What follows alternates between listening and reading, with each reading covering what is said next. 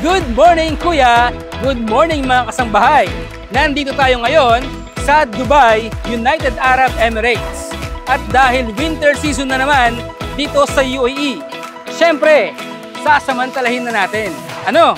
Tara na! Samahan niyo ako sa isa na namang nakatatakam na episode ng Food Trip.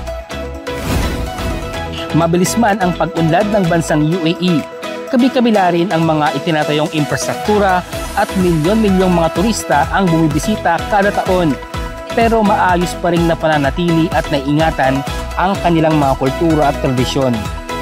Kaya naman mula sa Abu Dhabi talagang sasadyain natin sa Dubai ang ilan sa mga tumatak na genuine Middle Eastern street foods at ganoon na rin sa ilang nag-viral sa social media na Arabic desserts.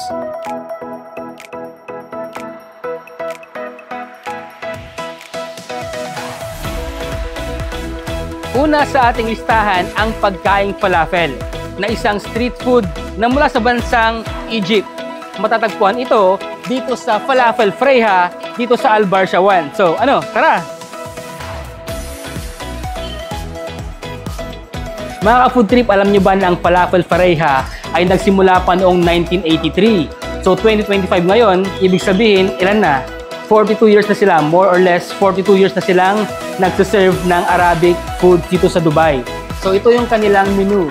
Ang isa sa tinry natin ay ang falafel sandwich, gayon din yung za'atar and labna. Yan, so try natin yung kanilang falafel.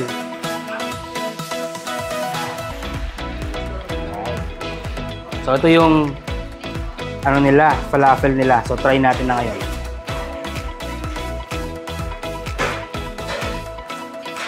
Masarap talaga siya pag bagong luto. Crunchy sa labas, tapos sa loob, moist. So talagang lasang-lasa mo yung Middle Eastern na flavor nitong falafel. Try nyo! Ang falafel ay isang sikat na street food sa mga bansa sa gitnang silangan. Ito ay gawa sa giniling na fava beans o chickpeas. Mayroon din itong iba't ibang herbs and spices, tapos dinip fry hanggang sa mag-golden brown.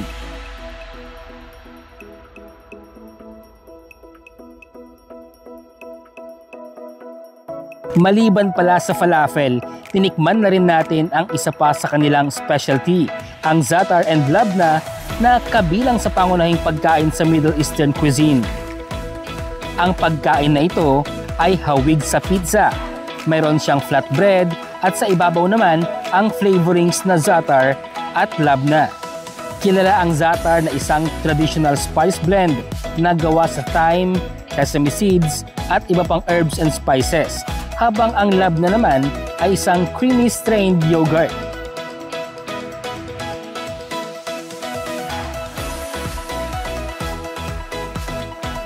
Ayan, naubos na natin mga ka-food trip yung in-order natin. Ngayon, kikwentahin naman natin kung magkano yung babayaran natin. So, kanina, umorder tayo ng za'atar and labna. Ang presyo nun ay 10 dirhams. Ito mga ka-food trip yung falafel nila. Kung take out, 1 dirham is 2 pieces.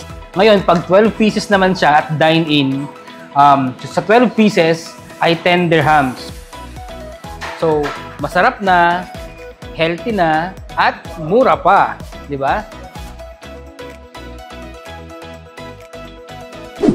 Kanina ay galing tayo sa Al Barsha area dito sa Dubai.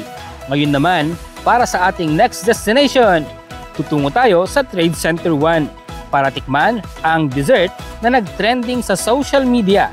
Hindi lamang dahil sa Instagrammable na itsura, kundi dahil na rin sa kakaibang flavor nito.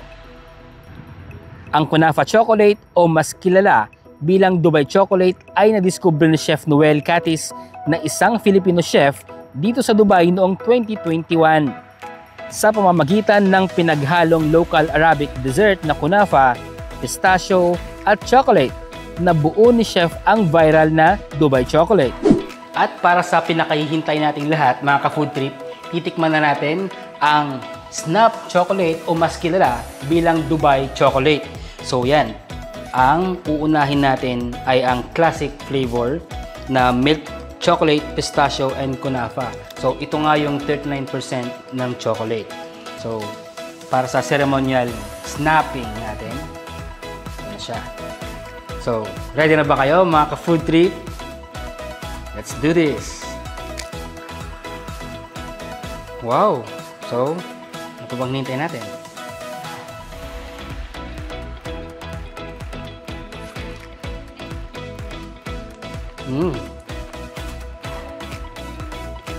Crispy.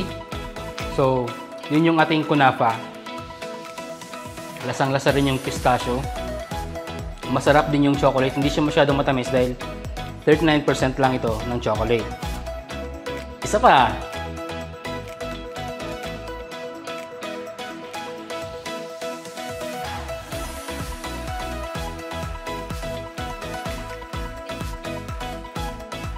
Sa kasalukuyan mga ka-food trip ay mayroon tayong tatlong flavors ng kunafa chocolate o ang ating snap chocolate. Ang una ay ang ating classic flavor o ang milk chocolate pistachio and kunafa. Ito yung 39% ng chocolate.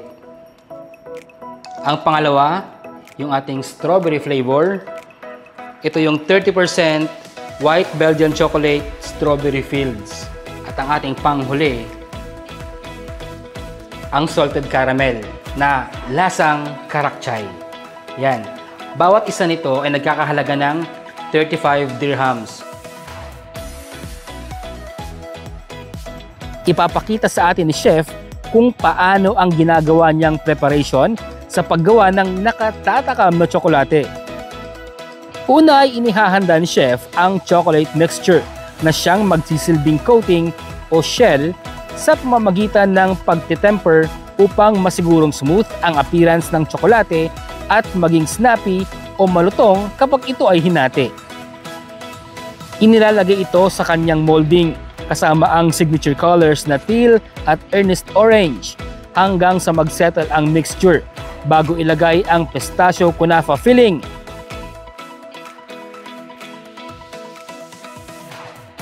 Pagkatapos ay patitigasin sa ref.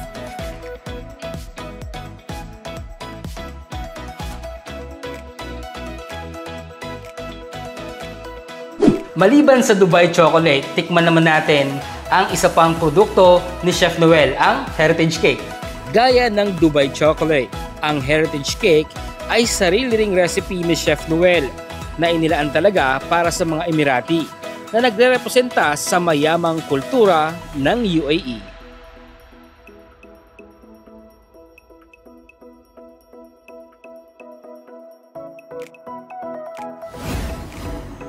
Craving satisfied! Talaga namang nag-enjoy at nabusog kami sa mga Arabic delicacies na aming sinubukan. O yan ha, next time na pumunta kayo sa Dubai, alam niyo na kung anong mga pagkain ang inyong susubukan. Magkita-kita tayong muli para sa isa na namang episode ng Food Trip.